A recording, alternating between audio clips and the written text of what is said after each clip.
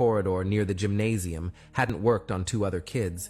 It had eventually worked on 7-year-old Beatriz, whose kind and innocent nature turned her into a victim. She had likely gone along with this individual willingly, ultimately being stabbed 42 times and then abandoned in a burned-out closet.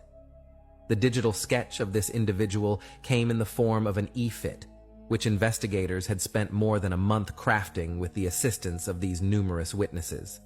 According to their statements, this man stood between 1.65 and 1.7 meters tall, about 5 feet, weighed around 70 kilograms, and had moderately dark skin.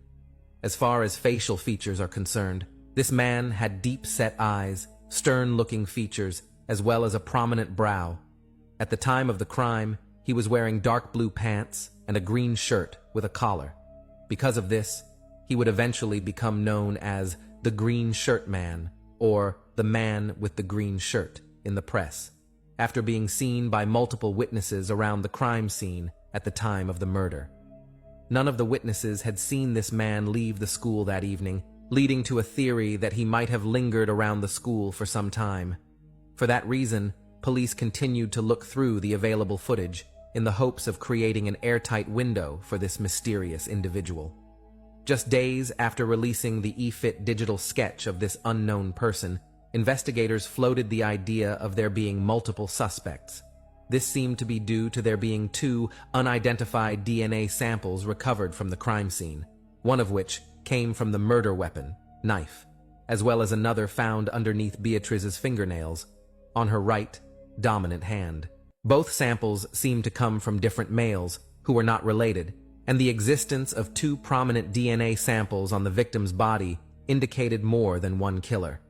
Because of this, authorities would begin to publicly speculate that more than one person had been involved in the murder of 7-year-old Beatriz Mota, having murdered her in a separate location and then transporting her body to the closet that she was later found in. In the years since, investigators have not clarified where they think Beatriz was murdered, but have insisted that she was not killed inside of the closet. The following month, March 2016, police would also allege that the lights were turned off in the corridor leading to the old gymnasium nearby where the body of Beatriz had been found.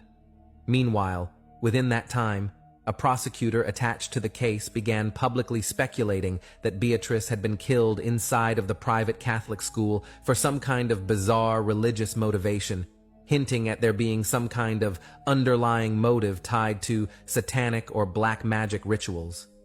Months later, authorities would unveil